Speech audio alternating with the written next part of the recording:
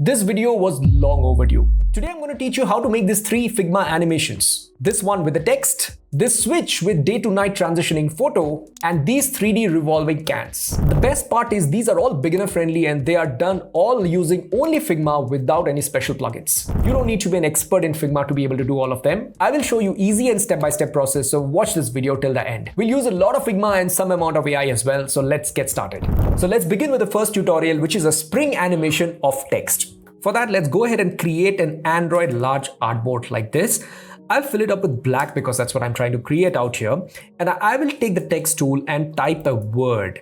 I'm going to use the word eco because it's essentially an eco animation that is happening out there. You can use any text and any font, but I personally feel that shorter words or smaller words like 4 or 5 letter words works the best. And fonts which are kind of elongated, condensed fonts like this works better in my opinion because it's a vertical animation after all. Okay, and when you take the text, make sure that you make it big enough so that it almost touches the end of the artboard. In my case and in this font, it is around 180 pixels. So if you're curious, I've used this font called Anton.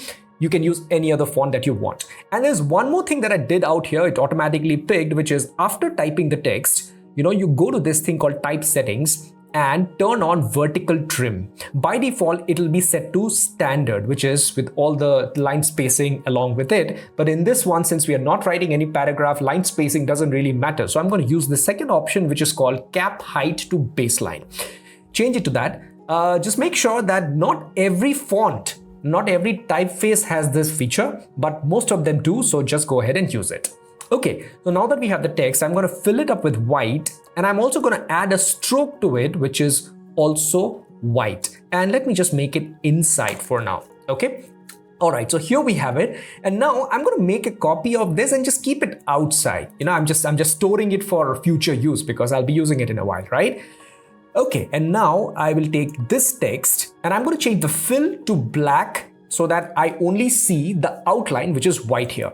Next, I'm going to change the outline to a linear gradient like this. By default, it'll pick up this gray color, but make sure that both of them are white. And towards the bottom, set the opacity to 0, something like this. That's about it. Next, I'm going to make a couple of copies of it, 6 actually. So I need total 6 of them. So 1, 2, 3, 4, 5, 6. So there I make 6 copies. I will select all of them and add an auto layout to it. We are using auto layout because it just makes our life a little easier in this case because we just enter some numbers and we have the spacings already done. So here we are, and by default it has taken a vertical auto layout. That's what I want, and it has taken a space of 0, which is also okay. And I'm going to change it now to a negative value, a negative pretty big value. Let's try 120, minus 120, and see what happens. Okay.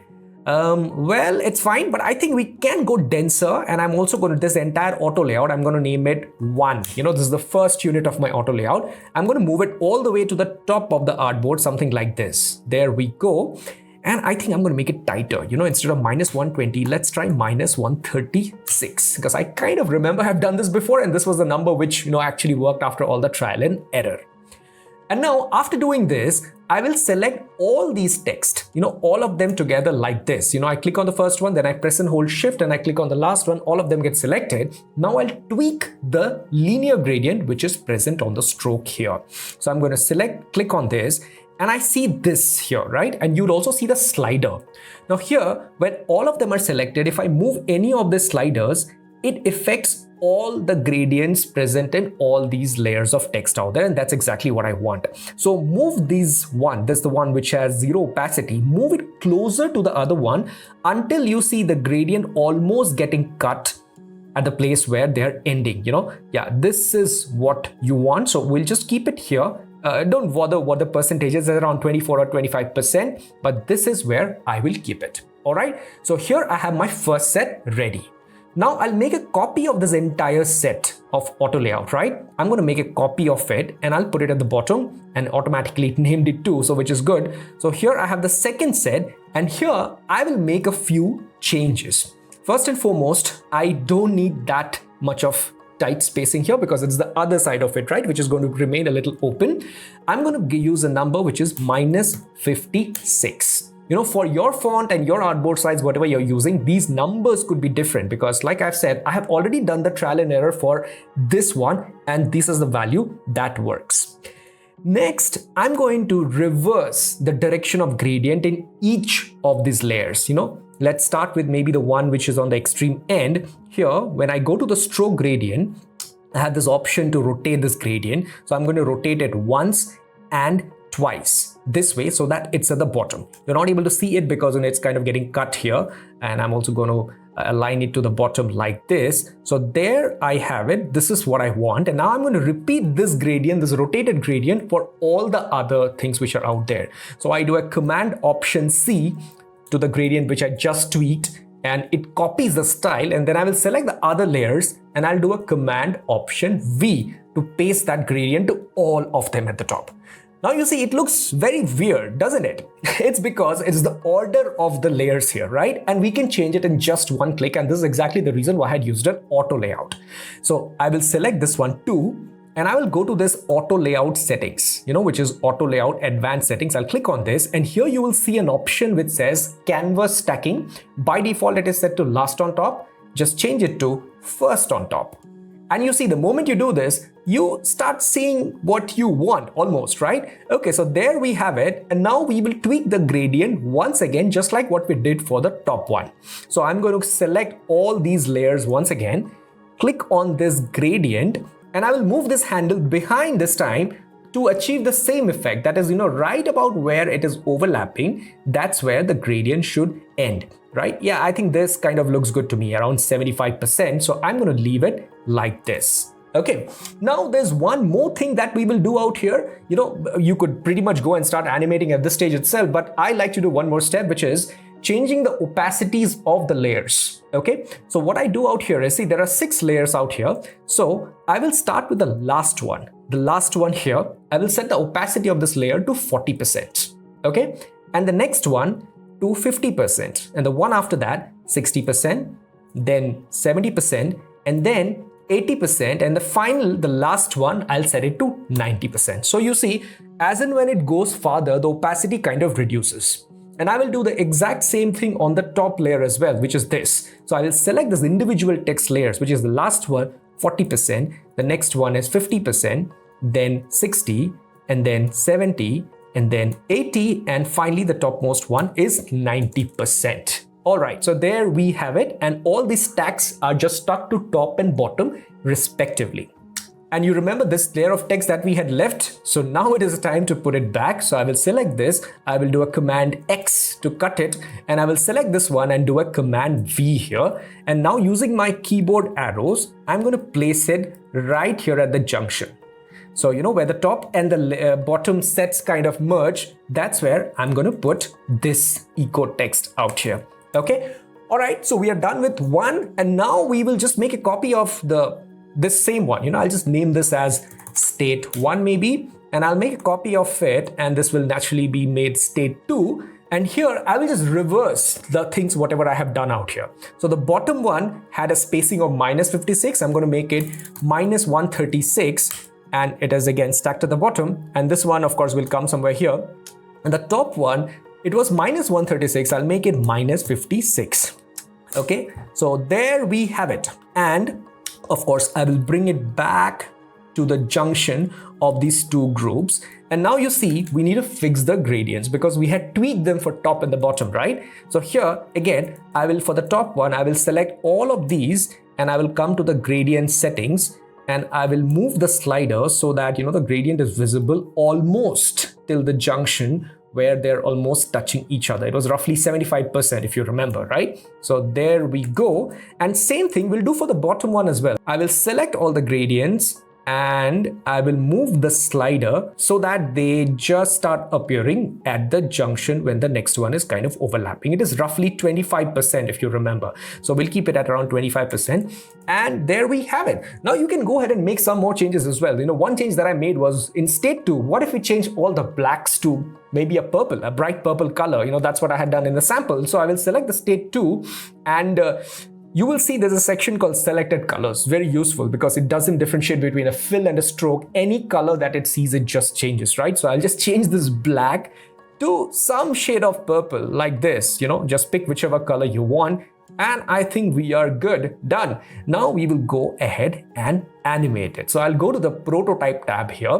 And as you know that I want this to automatically start. So first things first, let's just click on this. We'll get this, we'll hover on this and we'll get this small plus icon. I will drag one noodle like this. And this small window opens. Here, it will not be on tap. I want it to happen automatically, remember? And there's no automatic option, as you know. So the workaround is you select after delay and add a very short duration around 1 millisecond.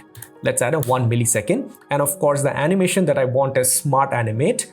And here you can play around with the settings. What I like is ease in and out and slightly slower because I'll get to see the animation, right? It's not a UI transition that, it has to be short. This is an animation which I would probably see and enjoy, right? So ease in and ease out, and I will make it 600 milliseconds. Perfect, we are done. And now we also want a return because it's a spring animation, right? If it goes up, it again has to come down. So state 2, I will select like this, hover, and again, I'll click on this plus, draw another noodle like this, and it'll kind of carry forward all the settings from the other one, except this one, right? It's picked up on tap. So I will change this again to after delay of 1 millisecond, and I'll hit enter.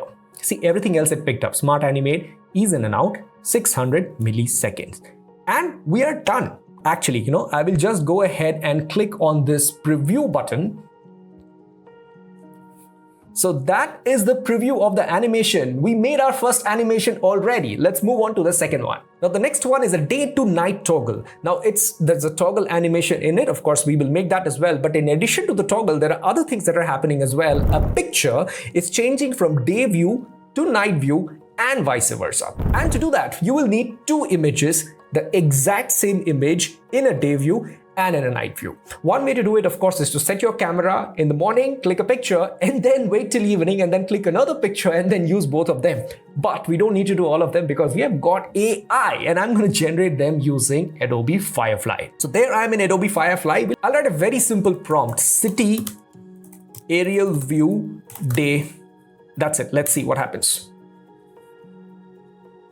As you see, I've written a very simple prompt, city aerial view day, and let's see what it generates. All right, so there we have some images. Okay, all of them are fine. I think this one is nice. So let me just go ahead and download it. I'll click on download and the image gets downloaded. Now we need the exact same image in night view. How do we do that? Repeating this prompt with night may not give you the exact same results, but there's a way to do it, which is this. Previously when we wrote the prompt, we didn't do anything in this. Everything was just automatic, but now we will make one thing. You will see you can upload reference. The reference is nothing but there are two kinds of references that you can upload. One is a composition reference. The other one is a visual or the style reference, right? We're not going to do anything to visual reference or the style reference here. We will upload a composition reference. Now what will we upload? We will upload the same image that we just downloaded, okay? And you can even directly do it from here. You can just click on this pencil icon here and you can use it as a composition reference and it gets uploaded here automatically. And then there's a slider called strength. Make the strength 100% because you want exactly the same composition, but perhaps with a different view, right? And now here, we are going to change this day to night view, okay? Yeah, I mean, if you just write night view, it will still do the work, and I'll click on generate. And now you will see the exact same image in the night view. Of course, it's going to generate 4 images and one of them is going to be exactly the same that we had just uploaded. There you go. You see, it's the same image everywhere, of course, but there are slight differences in all of them and you can decide which one you want. And just for my reference, I'm going to see the day one as well. So yeah, this is how it is. This building is slightly kind of slanted, which I believe is nicely captured in this one. And many of these. I think I'm going to pick this one, right? So I'll just click download and now both of them are in my computer and I'm going to upload them on Figma, both day and night. Now they are on Figma and if I put them on top of each other and if I toggle the opacity of one of them, you will see that they are actually the same image.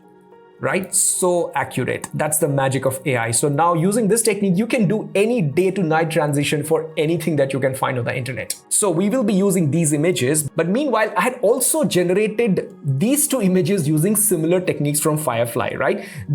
I kind of like these images more. I think this is Dubai City and this is the Burj Khalifa. I like this images more. So I'm going to use these. Feel free to use these as well. Anything is fine. So I'll just keep these two aside because we're going to use these two, and we will create an artboard, Android large. Okay. And now we are going to place these images in this. So I will do a command. I'll take the day one, do a command X, paste it here somewhere at the center, and then we'll make a copy of this one and then do a command X and paste the night one here as well. Of course, we don't need the night one here because whenever Firefly detects any changes, it automatically fades between them. So that is totally fine. So I'm just going to call this day view, and I'm going to call this night view at the images. And I'll also change the name of these artboards to day and night. Okay. And I also feel I can move around the things a bit. And whenever I do, I'll make sure that I'm doing both of them together, right? So I can decide whichever view I want. I like this Burj Khalifa view out here and also that road that you see out there. So yeah, I think I'm going to keep this position because, we can just log them out because nothing else is changing here. Now we will make the toggle quickly. All right, so I'm going to take the rectangle tool and draw a rectangle here in any one of them, right? And I'll take the width as 120 and the height as 60. And of course, I will round the corners so that it's a perfect pill. So it has to be at least 30 pixels. So I'll make it 30. And now I have a rounded pill out here. Okay. And now I will fill it up with black and go to effects and add a background blur. Okay, and for background blur to be visible, of course, there's a blur of 4, which is added by default. We'll increase it. The opacity of the fill needs to be reduced. Remember, it's not the opacity of the layer, but the opacity of the fill that needs to reduce, right? Yeah, now we start seeing the blur. And to increase it further, we can increase the values. I'll make it around maybe 10. 10 is a good number. And we'll reduce the opacity a little more, maybe, around 30%. 30% looks good. Okay. And now I will also add a stroke to it, and I will add a stroke outside 4 pixels, and this will be a white stroke, and I will set the opacity of the stroke to around 20% so that, I have this kind of a background here. Okay, perfect. And now we will design a moon and a sun all inside Figma. Okay, so to design the moon, I will draw a circle like this. Of course, the moon, the base of it is a circle, right? So I'm going to make it slightly bigger, maybe around 44 is good. Yeah, 44 is good. It has around 8 pixels of border on all the sides, right? Okay, so there it is. First things first, I'll fill it up with a gradient and a radial gradient. And the radial gradient, I'll keep the brighter side somewhere here and the darker side somewhere here. And of course, I'll change the colors. For the brighter one, I will make it almost white actually. And the darker one, I will give it a bluish gray, right? It's like not fully, it's not fully gray, it's not fully blue, but some kind of, this kind of a color is what I'm going to give it. Yeah, I think this is nice. And now we will add some highlights and shadows to it. If you see, the gradient is already bringing some kind of darkness, which replicates a shadow, but we will take one step ahead and do it, right? So for that, I will need to create some sort of a shape there. And for that, I will need another circle. So let me just duplicate this circle itself and then, make another duplicate, and I will move it like this. So you see this moon sort of crescent shape is what I'm looking for here. And I will make this one slightly bigger like this. And this crescent shape is what I need. So I'm going to make it as subtract. And now when I subtract, you see I have this crescent shape which is present out here, right? This is the crescent shape that I was looking for.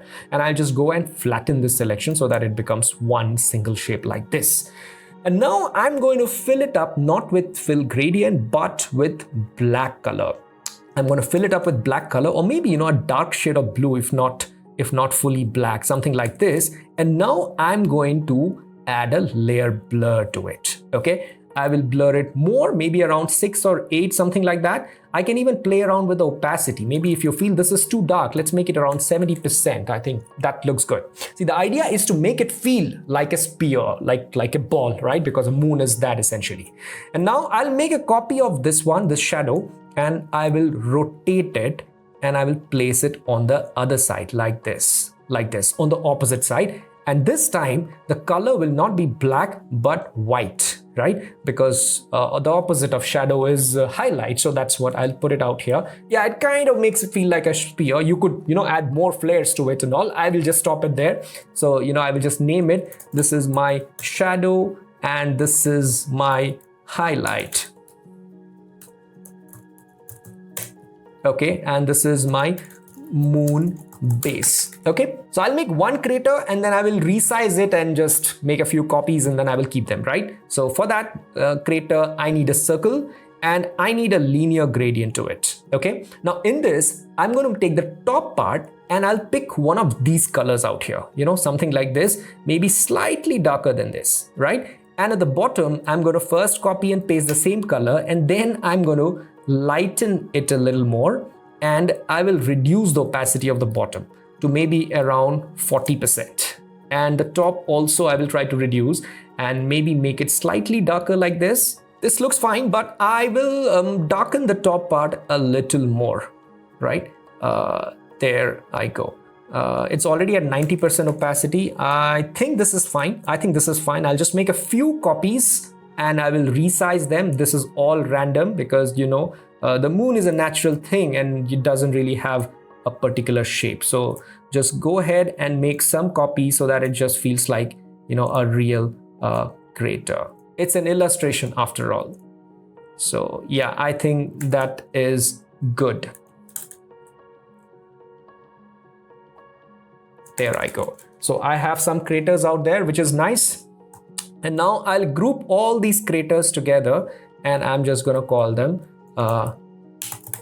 craters. Okay, so my moon is kind of ready. So which is nothing but my base, highlight, shadow, and craters. I'm just going to group all of them together. I'm going to call it moon. Now let's go ahead and make a sun. And for that, we will use the star tool. You remember, this is going to be a childish sort of a moon because the whole thing is a little playful. So I'll take the star, increase the number of sides to around 16 or 12 and increase the radius percentage like this. And now, this is going to be the main shape of your sun and we will just reduce the size a bit and also add corner radius to it, right? Corner radius. I think 16 is too much. Let's make it 12.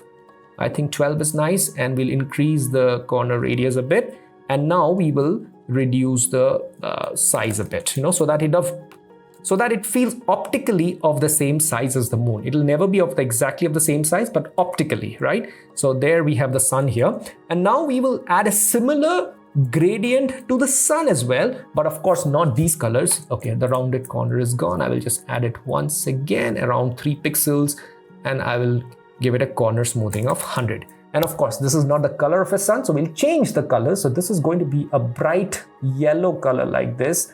And the other side will also be a bright yellow color, but maybe, towards the shade of orange, something like this. So this is going to be the base gradient of my sun. Next, if you remember the shadow and the highlights that we made here, we'll copy and paste the same thing inside sun as well.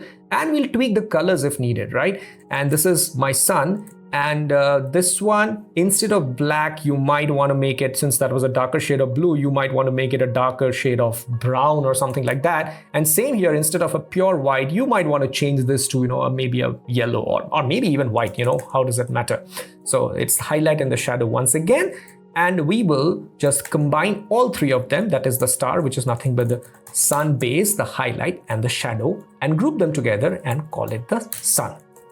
Okay, feel free to tweak it if you're not comfortable, and I feel that I should make it a little more lighter, something in this territory. Okay, this is what I'll make my sun as. I like this nice glow that has come up here. Okay, so that's where my sun is, and this is my moon. So I'm going to take the sun and the moon and keep them on top of each other. Feel free to reduce the size or increase the size, to make them optically similar to each other. They'll never be of the same size. You see, the moon is kind of passing to the middle of these wavy lines of the signs of the sun's edge, right? So I'll take the moon and the sun and I will group them together. You see, this is my toggle, sun and the moon. I will group them together and I'm going to call it toggle runner. This is my runner, and this rectangle is nothing but my toggle base. So this is my toggle base. Okay, so that's my toggle runner, this is my toggle base, and now I'm going to make a copy of these, and now I'm going to select both of them, that is the toggle runner and the toggle base, and create one more group and call it the toggle. I'll just call it toggle. Okay, and now I'll copy this and I will put it on the night view as well, like this. And now this is my day view and this is my night view, and in the night view we know that the toggle will be on the right side. Okay, so let's go ahead and move the toggle to the right side because it's in the night mode here, and in the night mode the sun should not be visible. So inside the toggle runner, I'm just going to go to sun and set the opacity of this to 0 so that only the moon is visible. And similarly in the day view, I'm going to go inside the toggle runner and make the moon opacity to 0 so that there you see only the sun and here you see only the moon. Feel free to move it around so that you like the position or whatever it is. So there I have the sun and the moon. Now I'll add a few more flares, just for the style. For example, this one in the night view, I really want to add some stars in the sky because the rest of it is kind of the sky, right? And similarly here, I would want to add a cloud for the day because the rest of it, you may have some clouds because you see this sky also has some clouds. So let's go ahead and add some stars first, right? And the stars, I will use a mix of very small circles like this, okay? I'll fill them with white and I'll play around with the opacity, very little stars twinkling here. Maybe I will use a star shape also and add not a 5-pointer but a 4-pointer star like this, and I'll make it really thin like this. And yeah, maybe this is good. I'll also make a copy of this and just make it a little smaller here. So yeah, these are some stars that we have, and we can have various opacities for it. This could be 20%, I know this could be 50%, this can be 70%, 40%. Yeah, just some stars here and there. Feel free to add more if you want, right? There you go. And I will select all of these stars that I have added. These are nothing but night stars, and I will group them together and I'm going to call them night stars. Okay, and now similarly in the day view, I'm going to add a cloud. And how do I add a cloud? I'll make it simply using combining two shapes. Actually just two rectangles. We'll take one rectangle, we'll fill it up with white and give it a pill shape like this. And then we'll take one more rectangle like this. We'll also give it a round shape like this and fill it up with white. And now we'll adjust the height and the width accordingly so that it actually starts feeling like a cloud. And then we will just group them together. I'll just select both of these and I will group them together and I'll call it day cloud. Okay, so here we have the day cloud here, there we have the night stars, but since we are going to use smart animate, I'll make a copy of both of them in both the places so that it just is present in both. So I'll copy these stars, this group with stars. If you see, of course, I'll put it inside the toggle, right? So it's inside the toggle. So I will select these stars, copy, and I'll come inside this toggle and I will paste it inside the night stars. See, the night stars are here, and I will keep them here, but the opacity will be 0 so that when it is moving from day to night, the stars will be moving from right to left and suddenly appear, right? In the same way, this is my cloud, and this day cloud should also be inside toggle, and I'll make a copy of this and I will place this inside this, and this is where it is, and I'll move the cloud to this place and then set the opacity to 0 so that in daytime, when the toggle moves from right to left, the cloud also appears while it is moving from right to left. Okay, I think we are done. That's all it is. Let's go ahead and quickly make the prototype noodles. So I'll go to prototype mode and all the tap will happen on this toggle. So I will click on this, and on this plus I will draw a noodle to the next one, and it is on click, navigate to night, of course smart animate, and here you can pick whichever style you want. I really like the quick, which is a new thing which Figma has introduced, and by default it has picked up 600 milliseconds. We'll tweak it later after we see a preview. So I'll close this. Similarly, the return also, this one, we will add another noodle back to the first one, and it automatically picks up on click, smart animate, quick, and 600 millisecond. Let's quickly go ahead and see a preview of this one.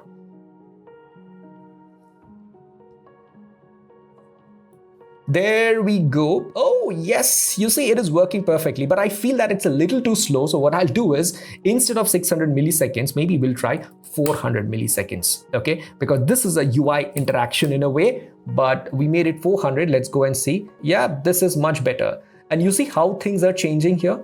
How the day and the night is switching so seamlessly as you play around with the toggle. So that was your second animation. Let's quickly move to the third one. So the third one is a set of cans of cold drink, and they move as you press a button. And while they're moving, they're also rotating in 3D space about their axis. Actually, there are two kinds of 3D that is going on. One is as the can is moving behind, it is moving back in the z-axis, and also while it is moving, it is also spinning about its own axis. So these are the two 3D things that we are going to make right now.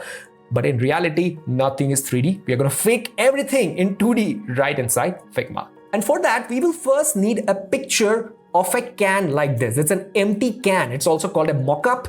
And some labels. These labels you can very easily find in the internet. You can just download them. I download and kind of resize them so that they're of the same size. And this can, again, you can download from the internet or you can model yourself in 3D, but we have AI, so why to worry? So we're going to do the same thing here, right? So in Adobe Firefly, you can simply write a prompt, silver metal drink can, front view, white background. Yeah. AI understands such primitive prompts as well, so don't worry. Okay, there are some cans out here, feel free to keep regenerating, tweaking things out and all. And after all of these, I too did the same exercise, moved it to Photoshop, removed the background, and this is what we have. You see the background is removed, so it's a transparent PNG. I, downloaded them, took them to Photoshop, and I did all of these, and I did and already kept ready for you all, right? So there we have the can. Now resize the can to whichever size you want, and then you download these labels as well. Just search for Coke label, Fanta label, 7-Up label, and you will find many of these. Just pick whichever you want, or feel free to design your own labels. Who's stopping you? All right, so the next step is we will have to draw a mask. Now, what kind of a mask? Mask is the section in which the labels will sit. Now, this is the entire can, but if you remember, labels don't go beyond this. So labels are only going to remain till here and here. So we need a mask for that. So I'm going to take the pen tool and start drawing, right? And I will just start drawing along the edge of it, right? Don't bother making it perfect in the first go, because you can always go back and edit it later if you want to. But yeah, if you're an expert with a pen tool, you will get it at the first go itself. Yep, so there we have it. I'm just going along the edge because this is where the labels will end. Beyond that, there's no labels, as you know. So there it is. Pen tool is one of my favorite tools because, you can do a whole lot of things with that if you master this little tool out there, right? Okay, there we have it. And then I'm going to go all the way straight here, have another arm like this to get this little curve here. And then we go here, another little arm to get, okay, that's a little too long. There you go. And there, we'll just end it here. And we'll finally connect with where we had started. So that's our mask. I think I got it pretty perfect in the first go. Okay, all right, so we'll go back to design mode, and we don't want a stroke, we want a fill, and we'll remove the stroke, okay? And now we will name a few layers, okay? Let's actually get an Android large artboard like this. We will call it, let's name it Coke or something, because the first one is also going to be a Coke, and we will place these can inside this one, okay? So there we have the Coke. This artboard has got this vector 4, which is nothing but, we'll name it mask, and blank can, okay? Right on top of it. Now we will take the Coke label. I'm going to make a copy of this Coke label, bring it inside, and I will name it Coke label, okay? Now Coke label, I'm going to position it right here because I've resized the labels that way, right? I've already kept it that way. If not, you feel free to go ahead and resize yours. We'll keep it here. Mask is at the bottom. You see the order, the Coke label at the top, mask is at the bottom, and we'll select the mask and the Coke label, and we will add a mask. Use as mask, go ahead and click it. And now you have it there, but it still feels very flat. Now here's one thing that you need to do. Select the image, the Coke label, while it is inside the mask, change the blending mode to plus darker. Actually, you can pick any of these: darken, multiply, plus darker, and color burn. But in this combination, to me at least, the plus darker made more sense. Some of you might say, hey, multiply looks good as well. Sure, go ahead and use that. But I like plus darker. It accentuates the shadow and all. The way the blending modes work is, in all of them, there's a certain way how the layers combine. So in case of plus darker, it just picks up the darker shade between both the labels, which is the mask as well as the image, and only that is shown. As a result of which, you get to see the highlights and the shadows which were present in the original can that we generated using Adobe Firefly. And when you wrap it inside like this, it gives it a 3D feel. Alright, so the first part is ready. So there we have it. So this is my mask group. I'll call it label, and this is the blank can. There's one more thing remaining, right? So we are trying to make it look like it's a real can which is standing on the floor, and for that we'll need to add some shadows. And this shadow is not the drop shadow that you get out here, because it's going to just give it a Z-axis shadow. That's not what we want out here, right? We need a contact shadow. Let's go ahead and make it.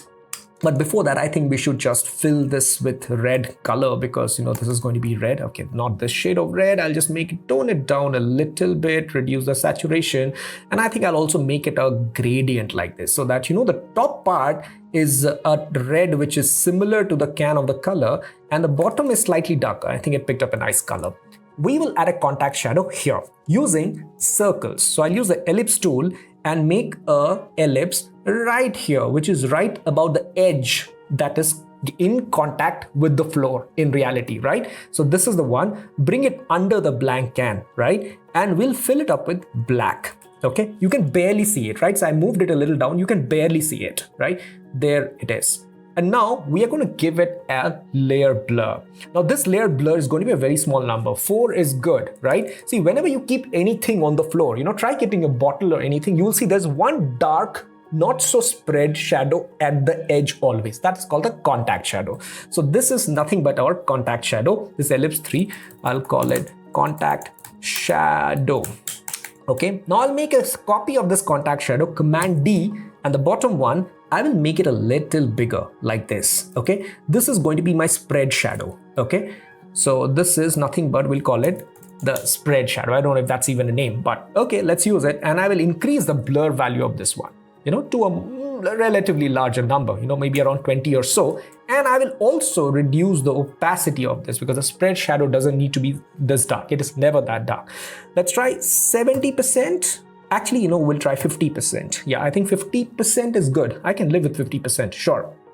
And now that we have the can ready, I will select all of them, which is nothing but the label, which has got the mask inside, where the Coke label has a plus darker blending mode. And then you have the blank can, contact shadow, spread shadow. We'll select all of these and we'll group it. We'll call it the can, we'll call it Coke. We'll just call it Coke, okay? There we have it, okay? Now we'll make a copy of this one, this can, just the can. I'll make a copy like this, and this one we're going to name it Fanta, because we are going to change this label to the Fanta label. So I'll just copy this Fanta label, come inside this one and just copy it here. So, I will delete this Coke label and I will name it Fanta label. We'll have to do the same thing that we did, that is change it to plus darker. How beautiful it looks the moment you change it, right? And I will move it all the way to the extreme right, to the extent that you don't see it.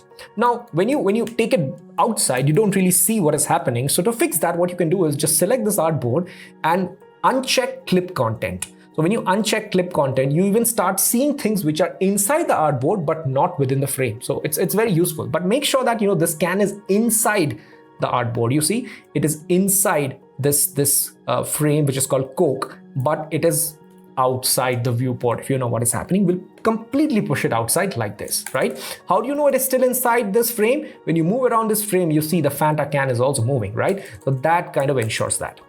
Okay, now we have the Coke, the first frame ready. Now we'll make a copy of this. We'll make a copy of this, and this one we are going to name Fanta. So this is the place where Fanta comes to the center and then Coke goes and sits behind, right? So this Fanta, this Coke will go and sit behind. It'll also get a little smaller to simulate that it is going behind. Of course, there's no behind here, right? We'll make it smaller. That's how we are going to simulate that 3D effect. Now this Fanta, I'm going to select this one so that it comes to the center, bang on. And this Coke can, I'm going to reduce that in size. I will just randomly pick the resize tool, which is K. I'll hit K on the keyboard and I will start resizing this Coke can. And while I'm resizing, you will see that the height and the width, it actually changes here as well, right? So you can use that as a reference as well. And the height, maybe you can set it to a number which let's make it 250, because you will remember that number so that we can use it for other resizes that we do. So there we go. So height is set to 250, width, don't worry, it's 125.7 or something, and we will position it somewhere here, and we'll make a few changes to the labels right now, and that is going to simulate the can spinning animation. Okay, so first things, let's now go inside the label, the Fanta label. While it is outside, I want this part of the Fanta label to be visible, which is the extreme left of it. And when it comes here, as it comes here, I want the Fanta to be centered and properly visible. And now when we add a animation to it, which is Smart Animate, it will feel like the can will move, and so will the label. It'll give it a feeling as if it is spinning about its axis. Actually, there are just two things moving laterally with respect to each other. That's about it, right? So that's the trick that we are using. And also in this case, when the Coke can has gone behind, we would also want the Coke can to further spin, because every time it moves, it spins. That's what we are trying to make. So I'm going to move the label, which will make it feel like the Coke can has already gone through a spin, right? Perfect. So that's where we have it. And in this case, of course, since it's a Fanta screen, we will change these colors to Fanta colors, right? As simple as that. So just play around with the colors and change them to, maybe a slightly warmer shade since it's orange. And go to the top and just play around whichever color you want. I think this gradient is nice for Fanta. Okay, now we will do one more thing, which is, next thing is the 7-Up one, which is this. So we will also need this can, this time with the 7-Up label. So I'm going to copy this one. See, in this frame, we have this Fanta thing. I'll just copy it and I'll go to the Fanta artboard and I will paste it. Now here we have it, but this time we want the 7-Up label. So I'm going to copy this label and I'm going to bring it inside here, right? And this time this can is 7-Up. Okay, so this is my Coke can, this is my Fanta can, this is my 7-Up can this time. And I'll do the same thing. It will be plus darker, and it's looking like this because the Fanta label is also present. So I'll just delete the Fanta label. There we go. Okay, and as you know, in the extreme, when it's on the extreme right, I want also the label to be on the extreme right like this. Only then the simulation of spin will happen. So there we have it.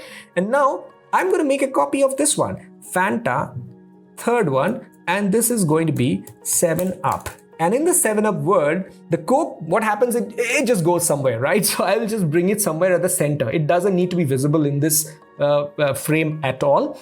The 7-Up can needs to come to the center. The Fanta needs to be small and it needs to sit at the same place where the Coke can was initially sitting, right? That's what we will do. And if you remember the size, the height was 250. So I will hit the K, which is the resize tool, and I will set the height to 250. So there I have it. I'll also understand the relative position. It was around 38 pixels from the edge. So I'll place this Fanta can also around 38 pixels from the edge. I can just add 38 here.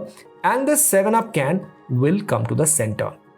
And the Fanta can, while it is centered with the 7-Up can, will be at a distance of 38 from the leftmost edge. And once the 7-Up can is in, of course, we want our main label to be at the center, which shows the 7-Up logo front and center, right? And since it's a 7-Up screen, we will also need to tweak the gradient and make it green. So I will go here and pick something from the can's colors itself. I think these are pretty good. We'll just make them maybe a little darker. Just play around whichever color you want. And there we have it. There we have it. And okay, yeah, the Fanta label also needs to further spin, once this happens. So there we have it. And now we are going to go and do the animation. And for that animation, I need two dummy buttons, okay? So I'm just going to make two rectangles like this, you just make two rectangles because you will press them and the things will happen. So I'll fill them up with black, give it some rounded corners so that they at least feel like a button, and I will reduce the opacities of these to around 20%. These are going to be my buttons, and I will copy and paste it in all the artboards so that they are present. Now let us go ahead and animate. Okay, So this is like for back, this is forward. So in this case, it's going forward, of course. So I will click on this in the prototype mode. I will hover and going to the next one. Navigate to Fanta Smart Animate. I will do a quick and I will do an 800 millisecond. I'll make it slightly slow because I want the 3D feel of the can to be visible, right? And quick perfectly works because it gives that bounce, a bit of rebound. It's a very nice preset which Figma has made. Of course, you can feel free to use your own, but I suggest you go ahead and use quick and 800 millisecond. We'll tweak the time later maybe, okay? All right, this part is done. And similarly for this next, we will do the same thing. It just picked up everything, Smart Animate, quick 800 millisecond. Similarly, let's do for the back as well. Here, if someone goes back to this one, we want to come here, quick 800 millisecond, Smart Animate. And same for this back, comes here, Smart Animate, quick 800 millisecond. Guess what? We are done. Let's go ahead and see a preview. Okay, wonderful. So I'll select this and hit preview here. Let's see. All right, the images are loading. Okay, they have loaded. Now let's click on this. You see how beautiful that is. It just feels like the can is spinning about its axis, and then when you hit the button, it just goes behind. Let's see the 7-Up one. When I click it once again, you see, the Fanta nicely spins and goes and sits behind, and the 7-Up again spins and comes. See how beautiful it looks. This is the reason I chose 800 milliseconds because again, this is not a real UI. It is just a cool animation that we are making, and you would want to see the animation and understand what is happening. And that's why you see how beautiful it looks. So yes, that was the third animation. And that was the tutorial. Go ahead and let me know in the comments which one is your favorite of these three. For more such tutorials, don't forget to watch this video where I have taught you how to make 10 simple animations using Figma from scratch. And watch this video to learn how to make your first 50,000 as a UX designer in India. That's all for today. This is Sapta signing off.